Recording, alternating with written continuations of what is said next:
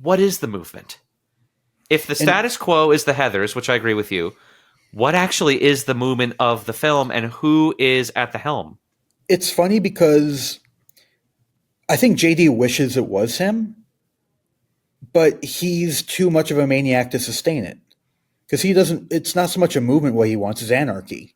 Right. I was just going to ask you, is it like is he just a bad interpreter of what is he psychotic? Is the reason that he fails because he's psychotic? Yes. Or it's because he's a bad representative of the philosophy of the movement? It's because he is essentially acting as Veronica's id, the thing that she can't control. Maybe he is the... Yeah. And look, it's one of those... he's an actual character. This isn't a Tyler Durden situation where right. she dreamed him up and, my God, he's me the whole time. But he's definitely an extension of Veronica. Yeah. And it's Veronica kind of... Again, JD kind of sees it as that. It's the old adage, a broken clock is right twice a day. Yeah.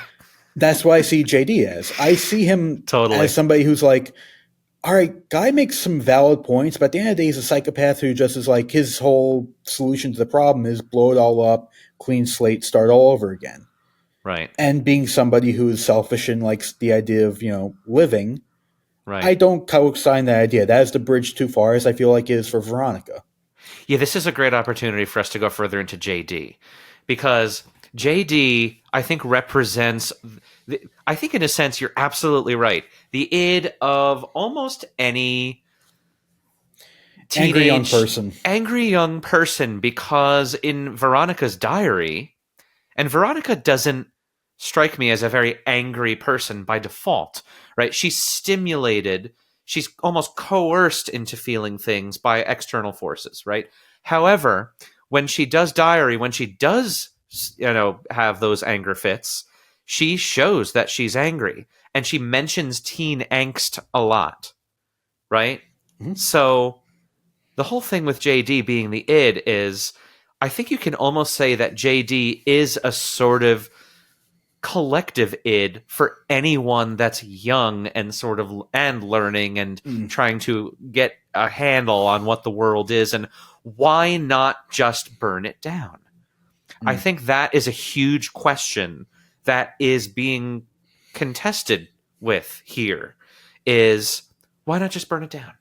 And I think that we see that manifesting in all different corners of history. And even now, I'm so sad to say, right? In right now, in this moment, this is early 2025 when we're recording this. And it has been there my whole life. I see it everywhere. Why not? There's like this Nietzschean festering question that is, it's almost just, it's just on the surface of everything. Once you look and dig deep enough to kind of see under the hood of whatever compartment of society you're looking at, it's there. Like, why not? Right? And this ties into what you're saying that JD is, and I agree, it is that impulse to say, oh, why don't I just walk off that cliff? It's right there. Right. Let's do it. And you're right. That is so Tyler Durden. JD is Tyler Durden before Tyler Durden, and then Heather Chandler is Regina George before Regina George. I was totally thinking about that the whole time, especially on a first watch. Absolutely. I mean, Mean Girls owes this movie so much, I feel like. Oh, my goodness. For any of you guys that haven't seen the movie, how you've gotten this far into the podcast without seeing the movie, I don't know. But if you have, go see Heather's if you like Mean Girls, because this is where the damn thing came from. And or same thing applies to Fight Club. But Adam, how would you describe what JD actually represents, other than just an id? Like, is there anything beyond that, or do you think that's basically all he is? I feel like that's basically all he is, because he doesn't have anything apart from his anger. Right, he is blind. It's like blind fury. Yes, I remember when we covered Network, you said something about blind fury or blind anger doesn't work. No. Is that the same message that's being applied here? And how does Lehman do it in this movie? I feel like it doesn't, because at the end of the day, it's just going to lead to the road to ruin, as it does with JD at the end of this film. There is no other way for that character to have gone out than the way he did. Blind anger, that is. Yes. Yeah. Blind anger will only lead to your own destruction. Sure. I'm a big proponent of that and a big believer in that. And I feel like the way, because you were talking about Veronica's arc, JD is a character that the reason why JD, again, like I said, you can only describe him as an id is because he has an arc. He is a straight line. Right.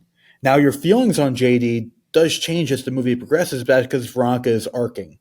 Mm-hmm. He is there to kind of feed her arc, specifically because while, again, we start to grow kind of weary of JD, is because Veronica grows weary of JD.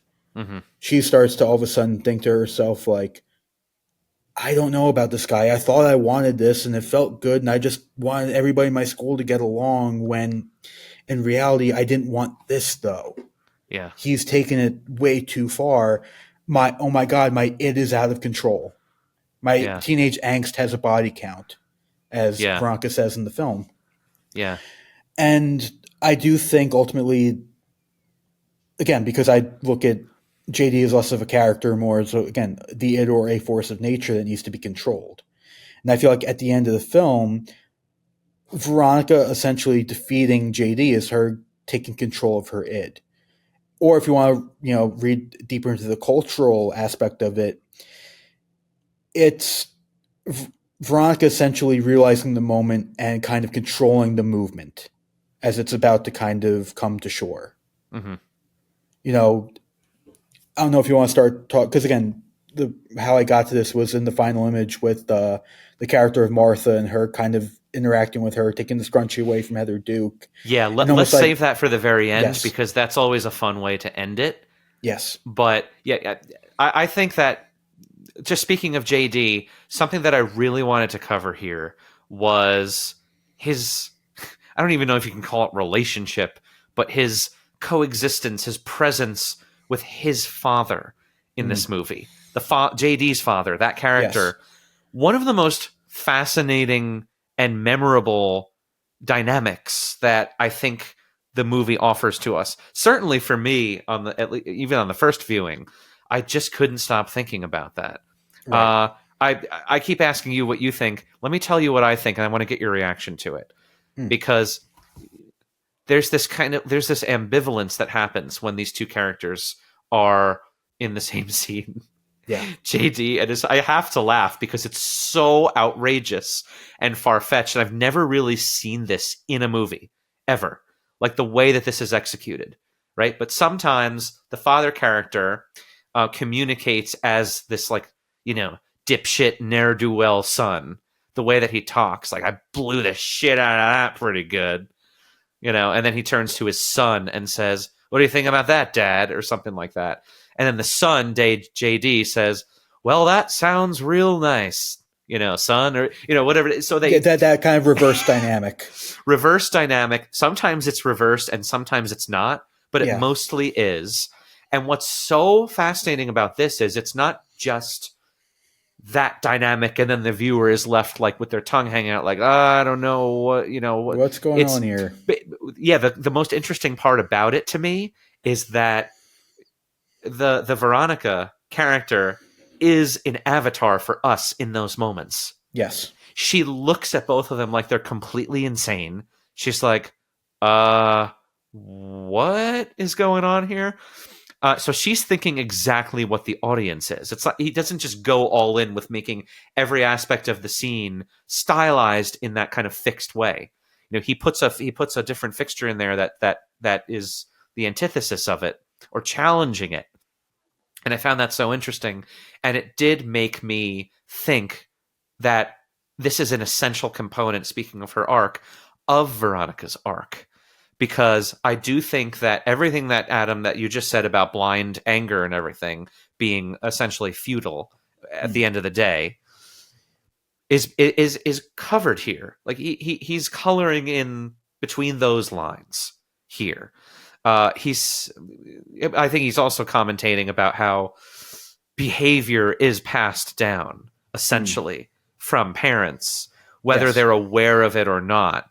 And sometimes it never leaves them. But at the same time, I think the more important thing is that Veronica has to see that an example of how this mentality, this mindset that JD has, the authority figure of that philosophy, or an authority figure that kind of is supposed to be controlling it, or restricting it, or governing it, so to speak, leading it, is just as corrupt, if not more.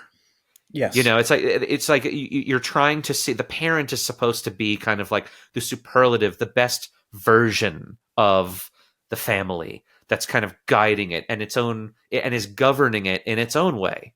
It's at the top, authority wise, and what this does is it completely obfuscates who is actually the authority figure here.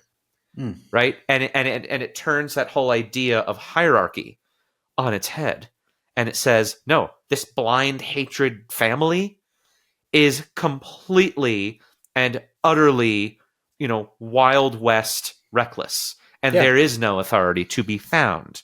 It can't be traced, and they even throw in that detail about the mother, about how it was like the only thing that JD says that he loved, like really liked or something. He liked his mother. Yeah. And then how did she die? Apparently, she found her way into the building that the husband Yeah. blew up. Maybe he didn't know she was in there, or maybe he did. Either way, took away the only thing that JD loved. Right. So there was no love left. There was no feeling left. To me, Adam, in conclusion, that gives us the implication that when you have a system that has a virus and is infected by hatred and cynicism and anger, blind anger especially, it renders the entire it renders all of the components of the system just emotionless and loveless, and that's why it keeps failing. It keeps getting in its own way, and it doesn't have an actual goal, because all of the goals are accidentally trapped inside that building that's being destroyed. I just had this thought, literally, as you were saying all of this. Mm-hmm. If you think about it, the movie can also be interpreted as individuals who want to be made whole because something in their life is missing. Again, the Heathers function as one being, but then when one dies, that the group kind of falls into chaos. One becomes incredibly depressed, and the other one becomes megalomaniacal. Right. In the case of JD and the father, they lost the thing that made them whole, which was, JD's mother. When she died in an explosion that the father set off, because he's a demolitions guy. So the two of them are kind of floundering through life. Again, to your point, it's like, who's the authority in that relationship? You really don't know, because it's almost like neither of them want to take responsibility, because the thing that was the one that kind of was giving them responsibility, the one that they were beholden to, is no longer in their lives. Right. So as a result, they're kind of hollow now, the father and the son. Exactly. Yeah, that's exactly what I was trying to say. Yeah. Yeah. And the reason I think also why Veronica doesn't fall into that is because while, yes, her parents are kind of dullards and they're a little like kind of wet blankety. In a very funny way. In a very funny way. But they're still there, and they're still kind of a solid presence in her life. Right. She is a whole person, because not only does she have a couple of friends outside of the Heathers, but unlike JD, she does have a firm family life. Right. She doesn't have that emptiness. I think she's like any other teenager, just trying to find her way in the world. But there's not an emptiness to her, which is why she can see through JD's kind of act eventually.